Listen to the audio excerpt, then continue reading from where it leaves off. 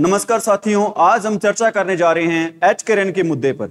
जो अध्यापक लगे हुए हैं एचकेरेन के तहत, सरकार अब उन्हें बिना किसी सरकारी नोटिस के रिलीव करने जा रही है। और यहां तक कि जो जिनको रिलीव नहीं किया है, जो सरप्लस नहीं है सरकार के अकॉर्डिंग, उनको भी एक्सटेंशन है वो नहीं बढ़ रहा है। मैं तो ये कहूंगा सरकार बिल्कुल भी नाइंसाफी कर रही है। और मैं सरकार से एक प्रश्न भी पूछना चाहूंगा कि किसी भी देश का भविष्य होते हैं ना, वो देश का भविष्य होते हैं वहां के अध्यापक, क्योंकि वो अध्यापक ही बच्चों के भविष्य का निर्माण करते हैं। अगर अध्यापक जो बच्चों का भविष्य बनाते हैं, अगर उनका खुद का ही भविष्य नहीं है, तो वो कैसे दूसरे बच्चों का भविष्य का निर्माण करेंगे। तो मैं सरकार से एक रिक्वेस्ट ये करूंगा कि जितनी जल्दी हो सके इन बच्चों का भविष्य सुरक्षित करें, क्योंकि ये बच्चे हैं ना, क्योंकि बच्चे बार बार उनसे कहते हैं सर आप स्कूल में कब आओगे, आप हमें कब पढ़ाओगे, लेकिन टीचर्स के पास कोई आंसर ही नहीं है। बच्चे रोते हैं सर आप हमें पढ़ाओ आकर, लेकिन हम जा नहीं पाते क्योंकि सरकार ने अभी हमें क्या कर रखा है, रिलीव कर रखा है, हमारा एक्सटेंशन है वो नहीं बढ़ाया है। तो मेरी सीएम साहब से गुहार है, आप जितनी जल्दी हो सके उतनी ज्यादा कर्मचारियों को, अध्यापकों को